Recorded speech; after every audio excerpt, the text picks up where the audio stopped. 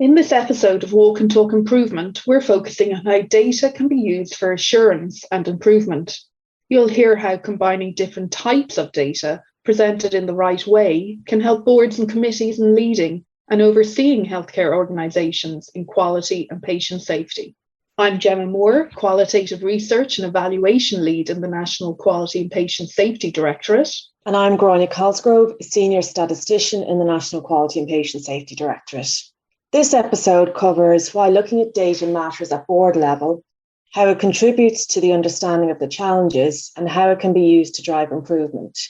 We'll also hear the importance and value of board and committee members engaging with people's lived experiences of using and working in healthcare.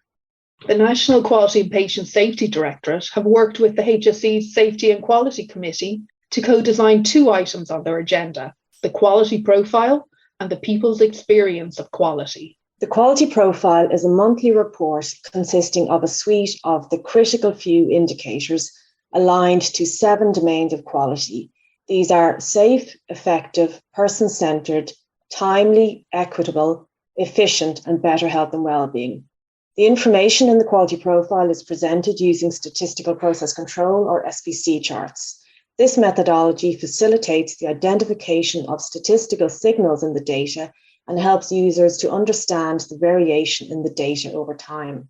The People's Experiences of Quality agenda item is aimed at helping committee members engage with the lived experiences of those who use and work in our health services.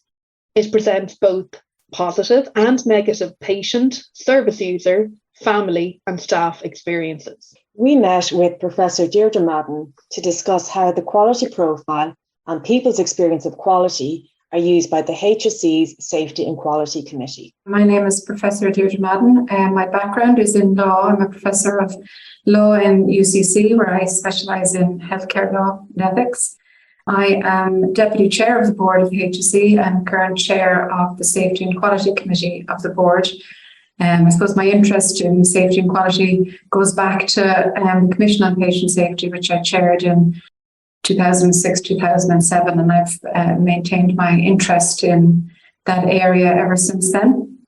Why do you think data for improvement matters in overseeing quality and safety at board level?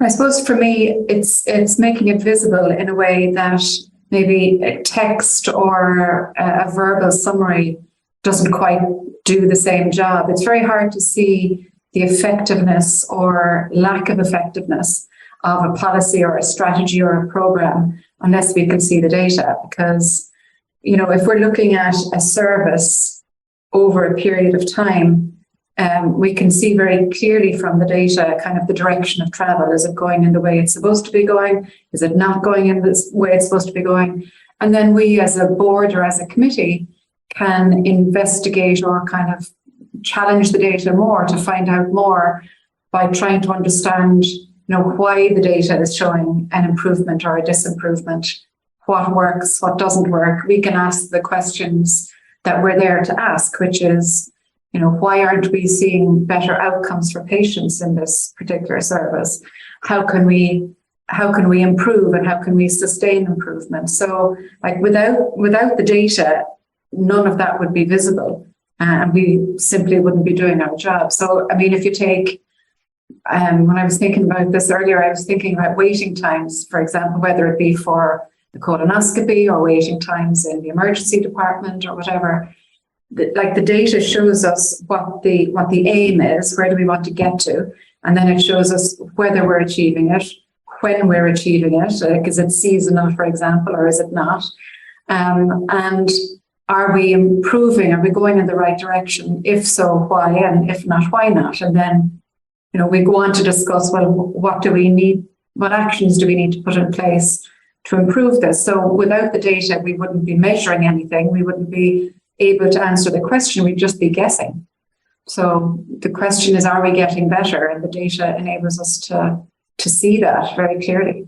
And does the quality profile and the use of the statistical process control charts in the quality profile help your understanding of the variation in the data over time? Yeah, I think when I started and when we started looking at the data in that way, It was a new thing for me. I hadn't ever looked at data in that way, so it took a little bit of time for us to, and for me to adjust to looking at it that way. I mean, I think when I think about quality, I think about it from the perspective of what matters to patients. So I think about outcomes and experiences.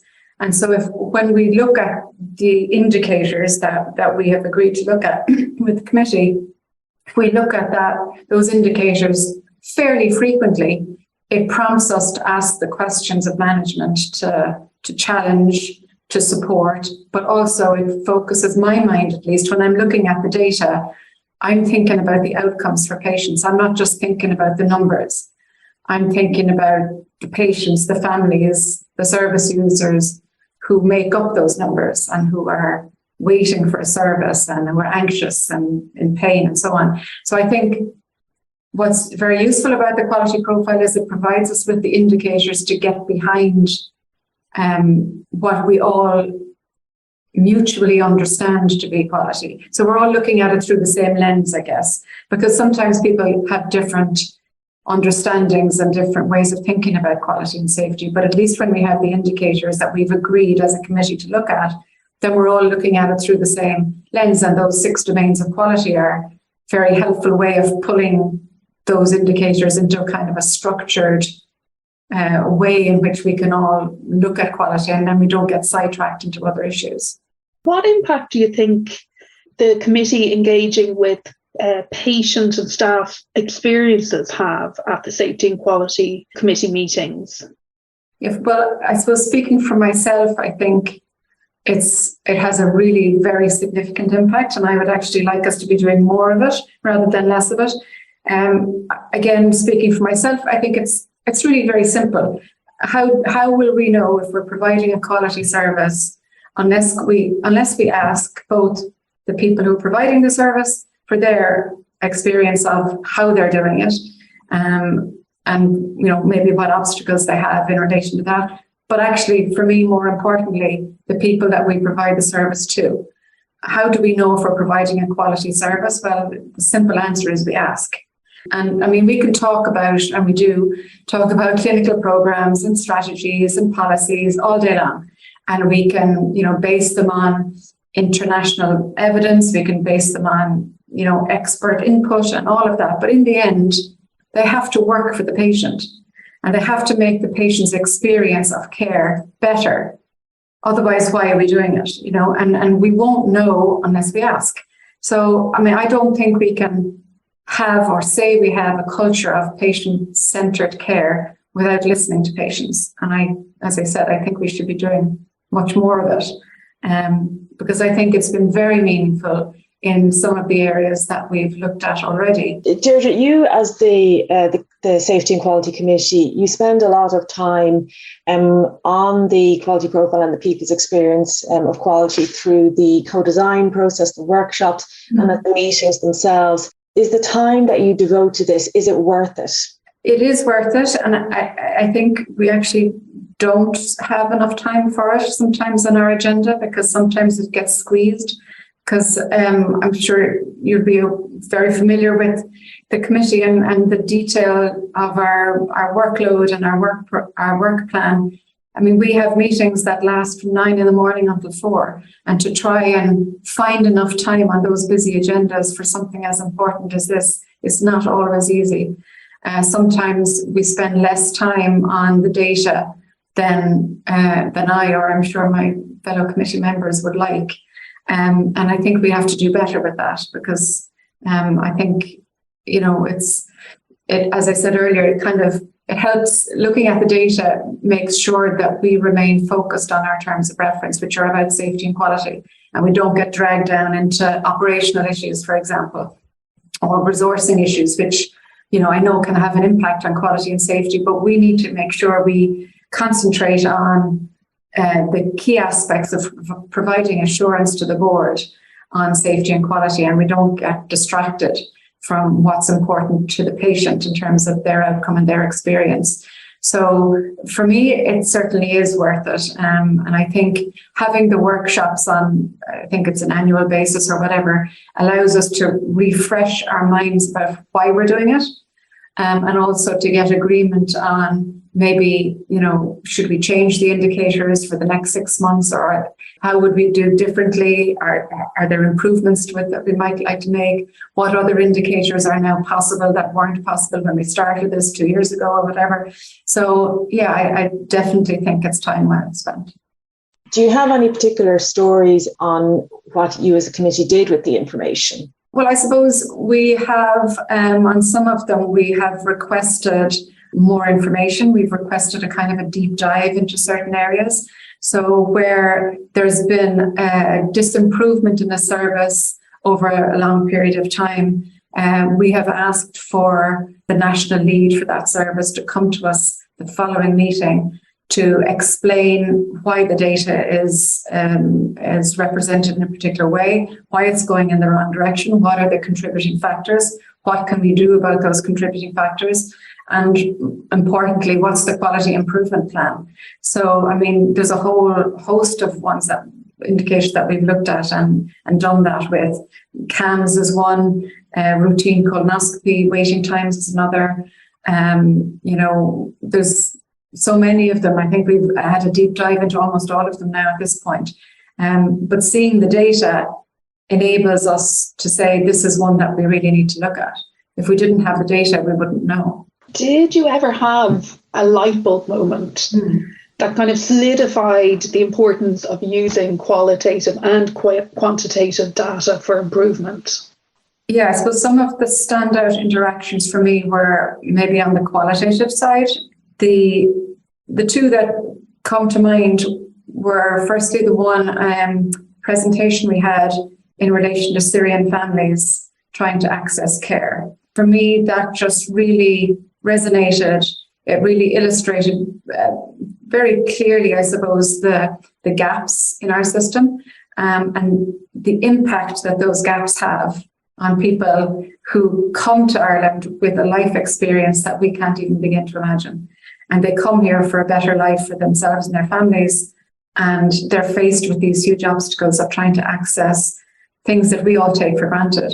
So I thought that presentation was very impactful, and particularly the quotations directly from the people who were trying to access services.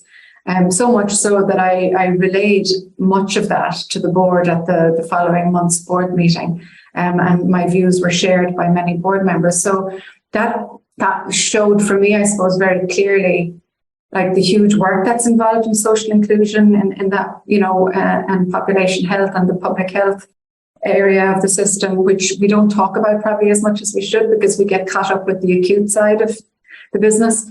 And how important it is. And I think that's really significant because then not only for the committee, but also for the board, when it comes to supporting the work and resourcing the work, it's very meaningful to see the impact that it can have really on people's lives.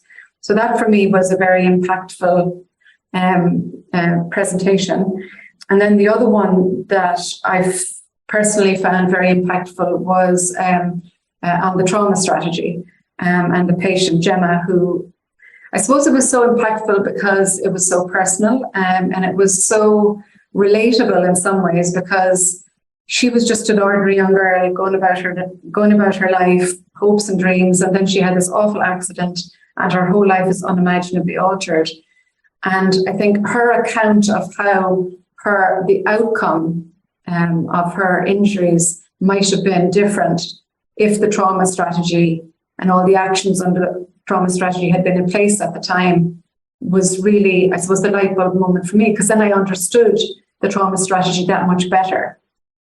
Bringing the patient to the right place first time rather than having them go to the local hospital and then be transferred to a centre of trauma care or whatever. So bringing them to the best place, as she said herself, might have made a difference to her outcome in terms of the amputation. So that was, I suppose, that stands out for me as a very impactful patient experience story. What would be your top tips for others who want to use data to understand and oversee improvement?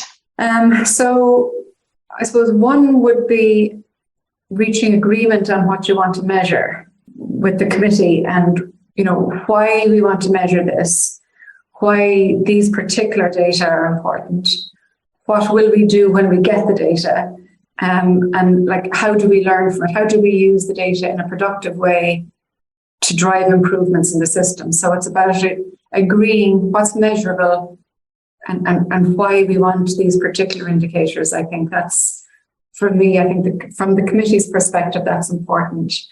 Because sometimes the committee will come up with ideas about, wanting to see data on X, Y, and Z, and it's just data that we don't have, or it's not measurable in the way the committee would like to have it, because the data aren't collected in the system in that way or whatever. So I think finding the consensus, getting consensus on what we want to see data on and why, and what we'll do with the data when we get it. I think that's one thing. Secondly, I think it should be both quantitative and qualitative. I think we need to see the charts, the indicators over time, to see whether there is a measurable improvement in the service that we're providing.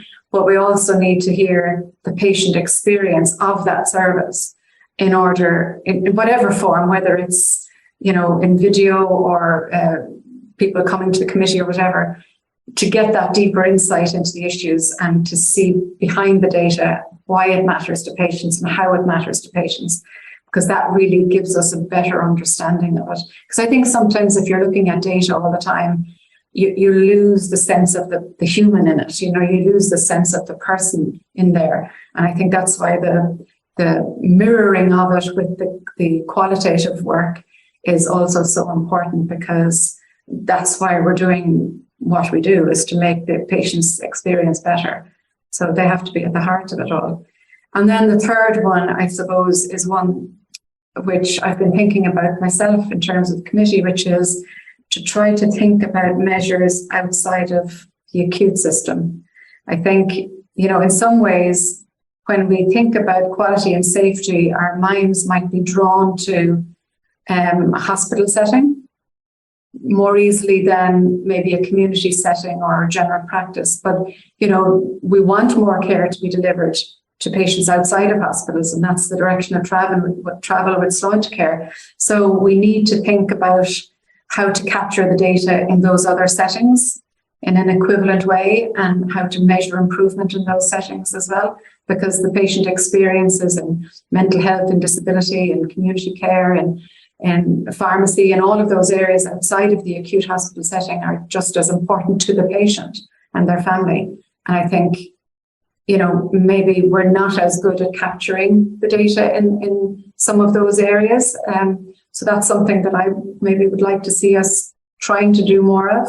You mentioned before, that we do these annual co-design workshops, where you mentioned agreement on data, etc. And I wondered kind of what role you think, or what the impact is of using that kind of co-design approach with committee members. Well, I think it helps the committee to understand how data can be collected and how certain things are measurable in a way that enables them to be put into this format that we're now used to and other data isn't. Because I think without these co-design workshops, sometimes I suspect maybe that some of the committee might get frustrated at not being able to visibly see data on certain issues or certain services. And the answer is that it's not that anything is being kept from us or anything like that. It's just that it's not collected in a way that could enable it to be put into that form. And I think having that conversation reminds us of that, and maybe helps to allay any kind of unease or discomfort or frustration if the committee experiences that. Because I do hear that sometimes from the committee. Why can't we see data on X? I'm saying, well, because we don't collect that data in a way that either at all or in a way that is, is measurable in the format that we're used to. And similarly, they, sometimes get frustrated with the time lag between the time that the data is produced and the time it gets to the committee, because it has to go through various iterations. It has to go to the P&D committee, or it has to go through EMT, or whatever it is it has to go through before it gets to us. So it might be, 2 or 3 months slightly out of date before it gets to us. So that could be something like we saw it, for example, in relation to COVID with the staff absenteeism rates. And by the time we were looking at it, those rates would have been very different to what we were seeing on the chart. So I think, having the opportunity to discuss with you, who are the experts in producing this, at these co-design workshops, the reason for that, and how we could improve on that, or if we can improve on that, allows both the committee members but also you to hear what the committee needs and what the committee wants to see. And then, we can work together to find out, is there a better way of producing that? Is there some other data that might produce results in a different service that might be comparable, that might also give us an insight into how a particular service is performing? So without that opportunity, I think, of co-designing what it is that's important to the committee, I think we'd lose a lot not having that conversation. Deirdre, anything else you'd like to say, or that you thought we should have asked you?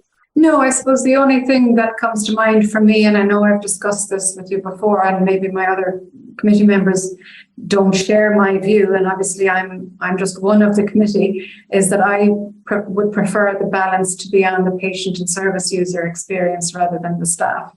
Because I think sometimes the staff experience, I don't know, I feel sometimes that the staff experience, part of the experience of quality item is the staff member might feel under pressure to be positive about the service because they're coming to the committee, and because maybe their line manager might be at the committee meeting and they don't want to come across as negative and all that.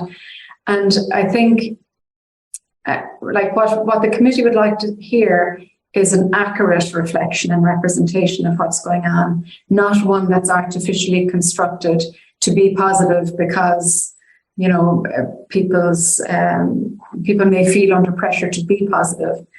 I know there are many positive experiences that staff have in the system, and those are great. But really what the committee is trying to get at is more, where are the problems? So I suppose for me, I would like to either hear more of that from staff, where there is a problem, because then we can do our job, which is to say, how are we going to improve that for staff? How are we going to make their working life better? How are we going to, because if staff feel happy in their job, in their workplace, then the outcomes for patients are going to be better. So I suppose I'm always about improvement and what can we learn. So we don't really learn a huge amount from some of the staff stories, in my opinion. I would prefer staff stories that give us the opportunity to delve deeper into, what do we need to do to improve? And similarly then with the patient and service user experience, I find those more useful because they highlight, in Gemma's case, they highlight the impact of a particular strategy and why it's so important for us to support it, get behind it, resource it, make sure it's implemented. And then for other patients or service users whose experience maybe is not so good, we can keep that on our agenda going forward, and kind of, remind ourselves of that the next time we have an item relating to that particular service come to our committee for discussion. We can remind ourselves that we had a patient talk to us about their experience in maternity services or with safeguarding or whatever. Deirdre mentioned the impact that Gemma Willis' story had had on her. We had the opportunity to meet with Gemma to ask her about sharing her patient experience with the Safety and Quality Committee and her role as a patient rep on the Trauma Care for Ireland Committee. We were also joined by Synnott and Damian McGovern from the National Trauma Team. A lot of what we do is initially completely data-driven. So around the world, and particularly kind of in the islands around here, there is a very good audit looking at outcomes for trauma. And it gives lots of KPIs and lots of different measures of how well or otherwise people are managing with trauma. There was a report on the trauma system in England specifically, and it compared their outcomes to outcomes which were measurable on the basis of data to outcomes in places like Australia and the US, but particularly Australia because the pattern of trauma was very similar. and they found that their outcomes were worse. And because this major trauma audit is based on the Trauma Audit Research Network data, which was collected at University of Manchester, and hospitals that manage trauma in Ireland were able to contribute to this. So again, we had directly comparable measurements. And it was quite clear that there was a measurable improvement in survivorship, from which you could infer an improvement in patient outcomes. Kind of the figure that's given is for everyone who survives, 2 people avoid serious long-term disability. But that's kind of an extrapolation from it. And we had very good information on that, first of all, to make a case for change, and then second of all, to try and guide the changes. So we were able to look at the numbers of patients who are likely to be managed in different institutions. We were able to look at the likely length of stay, the likely utilization of resources for those patients. And that allowed us to plan and to be brutal about it, to apply for money, to make the changes, to improve the system, to try and realize the outcomes that were seen in the UK. So again, the picture that's given in the UK is within 2 years of a change in the system, the chances of surviving major trauma was increased by 20%. I think what we learned about the process that you invited us into was that those numbers are useful, and certainly when you talk about how many people are alive, and we estimate that if we can reproduce the improvements that are seen elsewhere, kind of around about 100 people a year who currently die will live. And that's kind of, it's a big, broad number. But again, it doesn't completely tell the story about what happens beyond that.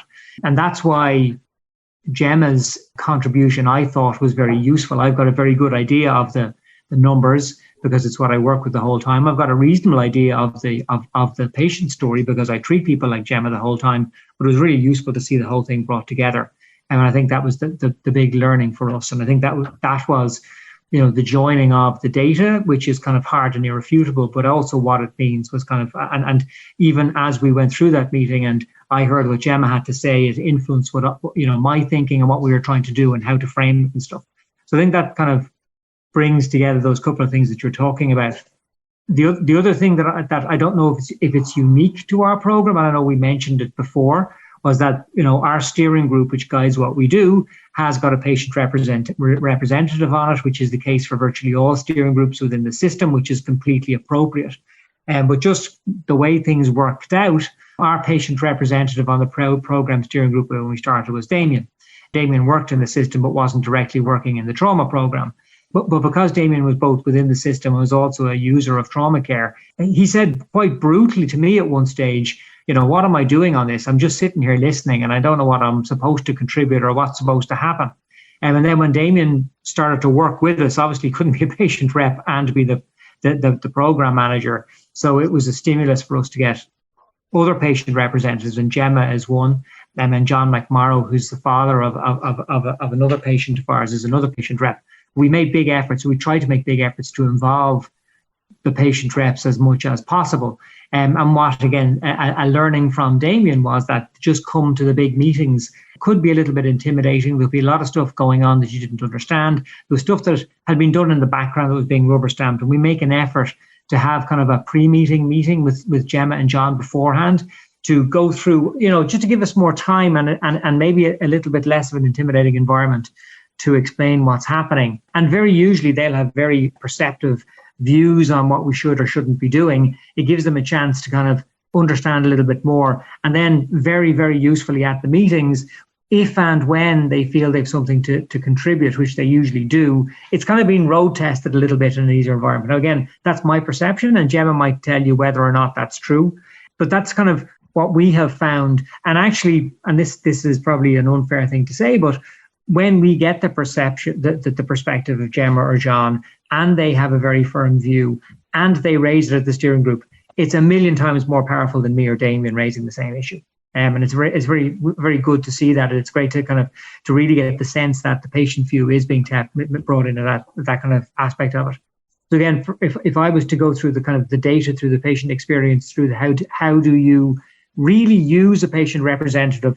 And again, I apologize, Gemma, if I'm going to say something rude, but to make absolutely sure they're not just window dressing. That's what we have found is the way to do it. And you guys all heard, and if you accompany this with Gemma's story, it's exceptionally powerful at telling the tale of what we would like to do, of how things could be better. Gemma had considering the extent of her injury, is a very good outcome. But so much of it was serendipitous. So much of her personal experience we can learn from and use to guide how we use the data to prove that what we're doing is correct. Hi, I'm Gemma Willis. I'm the patient representative for the Trauma Care of Ireland. I'm Damian McGovern, and I am the Programme Manager for the Trauma Implementation Programme. I'm Keith Synnott, and I'm the National Clinical Lead for Trauma Services in Ireland. Would you maybe like to tell us about your experience of sitting on the Trauma Committee? It's a great thing from Damian's experience for them to have decided to do the pre-trauma meetings. I know for myself and for John as well, he has said it too. Everything is kind of explained, and if you have any questions, because Damian and Keith have both said you might be too intimidated to ask questions in the big meetings, or you don't want to be looked to be putting your hand up to ask somewhat, you might think, an obvious question, but you're just too embarrassed. So those pre-trauma meetings are really good just to sit down, and Damian, Keith and Yasmin will go through the minutes of what's going to come up, and then you kind of have an idea, I suppose it's cleared it all in your mind of what is going to be said. And then for the main steering group meeting, you kind of have no idea of what the flow is going to be. And if there is any topic that you want to speak up on or get heard, and even I might have said it to Keith or Damian, oh, how will I say it this way, or what will I say? Or just, it gives you more confidence and a bearing of what you're going to say or to get your point across. So it sounds more professional. And does it, Keith mentioned this idea of, patients on different groups, and every steering committee and every committee has a patient rep on it. But, this fear of window dressing, that, you're there as a tick box. Do meetings like that beforehand kind of help you feel like you're contributing more and that you're valued more, Gemma? I feel like I'm just more involved, where I agree with what Keith said. You would just feel like you were sitting in on the meetings because you might be too embarrassed, too intimidated to speak up or to get your voice heard, where at least with these meetings, you're hearing all the background or bits getting explained. So you're feeling more confident and more involved in the process, that it's easier then to speak up in the big meetings. I have worked in the health service for about 30 years at this stage, but most of my career has been spent mainly in an acute hospital, in Cork University Hospital. But prior to that, I had a road traffic accident in 1989, which happened very close to Cork University Hospital, thankfully, because I think that was really important in terms of saving my life at the time. I had lots of chest injuries that eventually caused a paralysis. So I'm a paraplegic. I use a wheelchair, and I joined the health services working in CUH in about 1992, and I've had various roles there. And this is my first step outside of the acute hospital environment. But I am trauma is obviously very close to my heart, and I have a particular interest in seeing the trauma system work for people. For obvious reasons, and I saw this role as a very attractive role to make meaningful change in terms of developing and supporting the implementation of a very important strategy. So that's basically how I landed here in this role. But as the guy said earlier on, my opening or the entry into trauma really came for me when I joined the program steering group as the patient representative. So in August of 2015, I was involved in a bad road traffic accident. I was brought to Naas Hospital as there was no beds in the Mater at the time. And I was put into an induced coma, and it was just waiting on a bed in the Mater Hospital. And it took over 24 hours for there to be a bed. So eventually got up to the Mater and the ball started rolling. I was in the Mater for 9 months, had 14 operations. The Mater saved my life. But this is why then I was so eager to get involved to improve trauma care, because of my situation, knowing that I was a high trauma patient who was waiting 24 hours to get to the matter. And those 24 hours for anybody is a crucial amount of minutes, hours, seconds. When I was asked would I be interested in joining the trauma committee, I said, 100%. This is an area that I'm very passionate to speak about and to try and improve for other patients going through any different or similar situations to myself, as I was a brain injury, a spinal cord injury, and an amputee that I was literally from my head to my toes operated on. Gemma, I might come to you next, if that's okay. You were involved in April. You recorded a video about your experience and your story, and you also attended the Safety and Quality Committee. How did you find that? How did you find telling your story, discussing it with the committee members? I have a very good and positive outlook on my injury, my accidents and everything. So I don't mind telling my story at all. But it was great the day that we did the video, because Damian and Keith and Yasmin all came down from the trauma committee down to my house.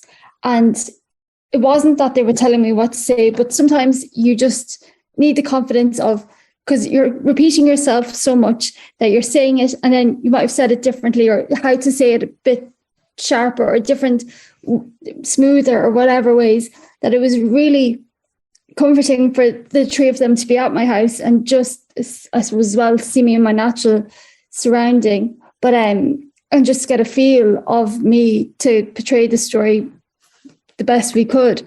But so doing the video was very good, and I thought it would be very beneficial because, like that, I have such a big story, a long story, that it's hard to get across in just a few bullet points or minutes or seconds even. I was very privileged to be given however long the video is to share my story. It was very good to see people's reactions to hearing my story, and for people just to be asking me questions about the video, it showed that people were actually listening and taking in what you were trying to say and get your point. I was getting my point across. I suppose the impact of stories like Gemma's, like your other patient rep, John, how do they maybe impact or change the type of measures or indicators that you might focus on? I think it's a question of perspective, and sometimes what we feel are important. I can tell you for a fact, as a doctor or a spine surgeon, what I feel is important is not what's important to patients, and sometimes little bits of the story which we would think are inconsequential are very consequential, and that's really what it changes the focus a little bit of what we're trying to do. And then, truthfully, another thing about it is all change is challenging, and there are lots of people trying to resist it. And at times you get a little bit weary of that, and you get reinvigorated when you hear passionate people like Gemma and John, and you realise really what you're doing it for. Damian, have you anything to add to that? Yeah, I agree with Keith. I think very often when you're trying to implement change, there can be lots of resistance because people don't like change generally, and of course there's always the what's in it for me or what's in it for my service aspect of things. The program is focused on doing the best for the patient, and if we don't listen to the patient, then how do we know what's best for the patient? So it certainly brings perspective to the reasons why we're trying to implement this transformational change. Also, I think, and Keith had alluded to this earlier on, it's much more powerful if a patient representative or a patient who has gone through a particular trauma or gone through the service and used the services to state something than any of us to state it. It's very hard to argue with a person who has been through the experience of a major or even a minor trauma when you want to I suppose enable those changes. Gemma, to ask you, what are the important things that we should be focusing on from the patient perspective? I think Keith mentioned earlier there about things like keeping family informed, and what mattered to you when you were a patient in hospital over those months. What were the important things that you felt? The biggest thing was like being involved in your story, because I found I was 21 at the time, that sometimes the doctors weren't speaking to me, they were speaking more to my mum or my dad. And I found that very hard, because I was always, when I was conscious, or should I say, when I came out of my coma and when I started to understand my accident, what had happened to me, I was always very much wanting to know what was happening next, or why were they doing this or doing that. So yeah, that was the big thing I felt for me, was I wanted to be included, because I sometimes felt they were talking about me but not to me. And then, like what Keith said about what my dad said, because my mum got injured as well in the accident. So my dad was going between 2 different wards to 2 different teams to find out different things. And I had 7 teams in the doctor, or in the matter, 7 different doctors. So going between my 7 doctors and then my mum's, that it was, you were seeing different people every day, and he was feeling he didn't know who was for what part of me. And then one man said something to him about me, and Daddy just looked at him and he said, "Have you even met my daughter yet?" Because my dad just knew by the way he was speaking that he didn't know my story. And that's the very case that sometimes, and doctors' lives are very busy, but it's to get to know people's stories, or look at the chart to see how many operations or how many different your injuries or whatever the case is. Even then myself as well, I was finding it very hard. I was complaining when I was in the spinal unit of having a headache, my head is sore. But I was telling these to different surgeons every day. And one might think the other has put it in to get scanned or meet scanned or whatever. And it took me over a week of constantly saying my head is sore to just say a spinal surgeon, for them to do an emergency MRI to see an emergency phone call had to be put through to Beaumont, because the spinal fluid had leaked into my brain. This is one of the best things I think for the trauma committee, is that there'll be one lead over it all.